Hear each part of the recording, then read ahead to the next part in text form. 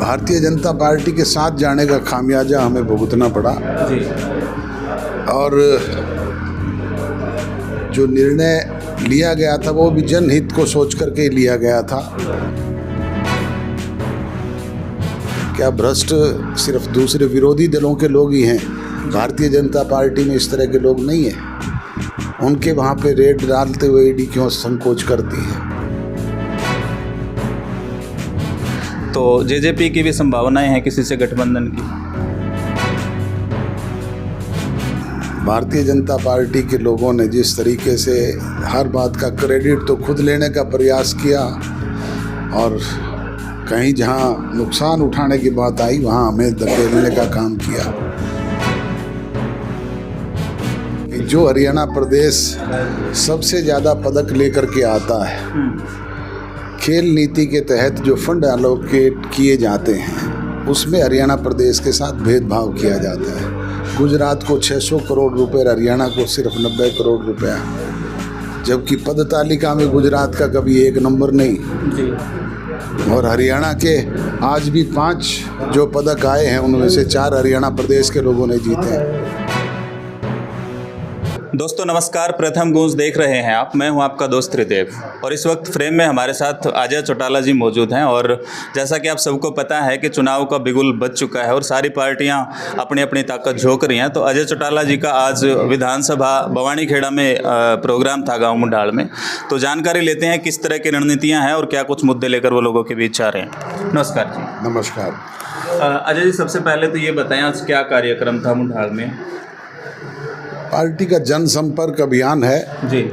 लोगों से निरंतर मिलना जुलना, अपनी पार्टी की नीति, कार्यक्रम और प्रोग्राम जन जन तक पहुंचाना और जो रूठे हुए साथी किसी वजह से हमसे दूर चले गए थे उनको मनाने का ही प्रमुख कार्य है, उसमें लगे हुए हैं। आज भी जो कुछ साथी पहले हमसे रुष्ट हो गए थे वो पुनः पार्टी में शामिल हुए हैं। उनका मैं स्वागत करता हूं, अभिनंदन करता हूं और भविष्य के लिए विश्वास और भरोसा भी दिलाता हूं कि जो कोई भूल गलती हमसे हुई है उसमें सुधार करने का काम करेंगे। डॉक्टर साहब, आपने मंथन किया होगा, ये कौन सी भूल रही है ऐसी जिस वजह से लोगों में ये नाराज़गी बढ़ी? भारतीय जनता पार्टी के साथ जाने का खामियाजा हमें भुगतना पड़ा जी। और जो निर्णय लिया गया था वो भी जनहित को सोच करके लिया गया था जी।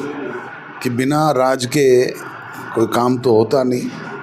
राज में शामिल होने का निर्णय भी उस वक्त जनता का ही था, परंतु भारतीय जनता पार्टी के लोगों ने जिस तरीके से हर बात का क्रेडिट तो खुद लेने का प्रयास किया और कहीं जहां नुकसान उठाने की बात आई वहां हमें धकेलने का काम किया।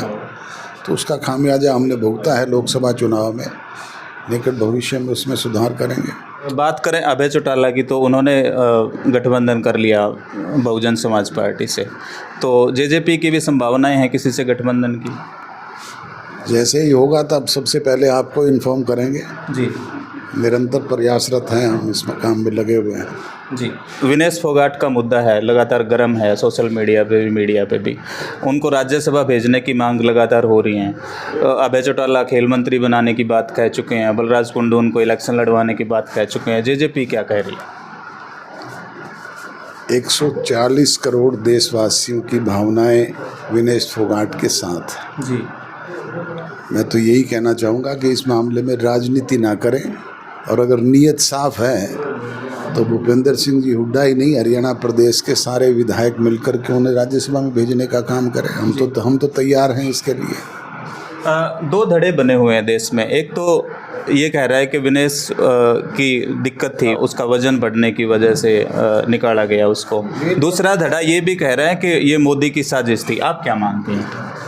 मोदी की साजिश तो कैसे हो सकती है, मैं इस बात को नहीं कहूँगा, पर हमारे फेडरेशन के लोग जो साथ गए हुए थे, जो लगातार जिनकी निगरानी में सब कुछ हो रहा था, ये उनको ध्यान देने की ज़रूरत थी। ये जांच का विषय है, जांच करे, सरकार का काम है जांच करना। परंतु मोदी जी से एक बात का गिला ज़रूर है कि जो हरियाणा प्रदेश सबसे ज़्यादा पदक लेकर के आता है खेल नीति के तहत जो फंड एलोकेट किए जाते हैं उसमें हरियाणा प्रदेश के साथ भेदभाव किया जाता है। गुजरात को 600 करोड़ रुपए, हरियाणा को सिर्फ 90 करोड़ रुपया, जबकि पद तालिका में गुजरात का कभी एक नंबर नहीं जी। और हरियाणा के आज भी 5 जो पदक आए हैं उनमें से 4 हरियाणा प्रदेश के लोगों ने जीते हैं। अब 5 आए हैं उनमें से 4 हरियाणा प्रदेश के लोगों ने जीते हैं।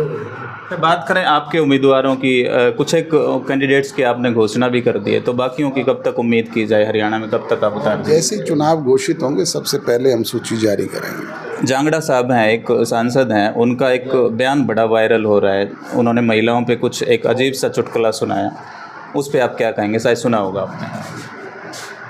अपमानजनक बात करना निंदनीय है जी। चाहे वो कोई करे, और राजनेता और जो इस तरह की जिम्मेवारी के पद पे बैठे हुए लोग हैं उनको एक तरफ तो बेटी बचाओ बेटी पढ़ाओ की बात करते हैं, महिलाओं के सशक्तिकरण की बात करते हैं, दूसरी तरफ से इस तरह की बातें करके खिल्ली उड़ाने का काम करते हैं, ये निंदनीय है। जी। अच्छा, दीपेंद्र हुड्डा की हरियाणा मांगे हिसाब यात्रा चल रही है पूरे हरियाणा भर में, और वो मीडिया से बात करते हुए अक्सर ये बोलते हैं कि जेजेपी और आईएनएलडी तो ख़त्म हो चुके हैं, वो तो बीजेपी की ही बी टीम थे। तो इस पर आपकी टिप्पणी जरूर चाहूँगा मैं। प्रजातंत्र में ये फैसला जनता जनार्दन के हाथ में है। जी। ये निर्णय करने वाले दीपेंद्र हुड्डा कौन होते हैं? जी। उनका बस चले तो वो पहले से ही हमें 0 पे रखें, पर ये तो फैसला लोगों ने करना है। डॉक्टर साहब, ईडी की रेड का काफ़ी चर्चा है आजकल, और काफ़ी सारे कांग्रेस के लीडर भी रहे, जेजेपी के भी लीडर रहे जिन पर रेड पड़ी है, आप क्या मानते हैं? तो सदन भुगत भोगी रहे हैं इस चीज़ के, और सत्ता में जब कांग्रेस थी तो वो सीबीआई का मिसयूज़ करती थी, आज भारतीय जनता पार्टी है तो वो ईडी का मिसयूज़ कर रही है। निरंतर राजनीतिक लोगों को इसका शिकार बनाया जा रहा है। क्या भ्रष्ट सिर्फ दूसरे विरोधी दलों के लोग ही हैं? भारतीय जनता पार्टी में इस तरह के लोग नहीं हैं। उनके वहाँ पे रेड डालते हुए ईडी क्यों संकोच करती है? अच्छा, बात करें कांग्रेस की, तो कांग्रेस पूर्ण बहुमत से सरकार बनाने का दावा कर रही है, उधर तीसरी बार सरकार बनाने का दावा भाजपा भी कर रही है। तो आपका दावा और आप क्या उम्मीद? राजनीतिक दल फील्ड में अपना अपना काम कर रहा है, हर एक दावे करते हैं, फैसला जनता जनार्दन को करना है। प्रजातंत्र में ये निर्णय जनता के हाथ में है, ना कि नेताओं के हाथ में है। कहने को तो आज भूपेंद्र सिंह जी हुड्डा 70 सीट की बात करते हैं, परंतु अपनी सीट की तो गारंटी नहीं। वो तो दिल्ली हाईकमान से टिकट मांग करके लाएंगे, जब टिकट मिलेगी तब चुनाव की बात होगी। अच्छा, भवानी खेड़ा में आज आप हैं और लगातार यहाँ से काफ़ी सारे मंत्री भी रहे, अमर सिंह धानक से लेकर जगन्नाथ से लेकर रामकिशन फौजी भी रहे, लगातार सीपीएस रहे, लेकिन पानी की समस्या है ना यहाँ काफ़ी, मतलब आज भी मोबाइल यूँ की यूँ खड़ी है। तो ये कहाँ पे कमी है आखिर? जब तक हमें SYL का पानी नहीं मिलता, पानी की कमी तो दक्षिणी हरियाणा प्रदेश पूरे में है, और उसका शिकार कहीं ना कहीं ये इलाका भी है। अच्छा, ओम प्रकाश चौटाला जी की तबीयत तो ठीक नहीं थी, आजकल कैसे हैं? लास्ट बार आपका कब मिलना हुआ था उनसे? समय समय पर अनेक सामाजिक समारोह में मिलते रहते हैं जी। अब स्वस्थ हैं, घर पे हैं। चलिए, और कोई खास संदेश जो भवानी खेड़ा के लोग आपको देख रहे हैं, दर्शक देख रहे हैं हरियाणा? मैं तो यही गुजारिश करूंगा कि निकट भविष्य में जो विधानसभा के चुनाव आए उसमें जननायक जनता पार्टी के चाबी के निशान का बटन दबा करके हमारे प्रत्याशी को यहाँ से जिता करके भेजने का काम करें। शुक्रिया सर। काफ़ी सारे जो जेजेपी छोड़कर कांग्रेस या बीजेपी में चले गए थे, वो लोग काफ़ी आज जेजेपी में दोबारा से वापसी कर गए हैं, और देखना होगा कि कितने जो रूठे हुए लोग हैं, रूठे हुए जो पार्टी से नाराज़ कार्यकर्ता चल रहे हैं, उनको अजय चौटाला जी मना पाते हैं और फिर से पार्टी को दोबारा से वो ताकत दे पाते हैं। शुक्रिया, धन्यवाद।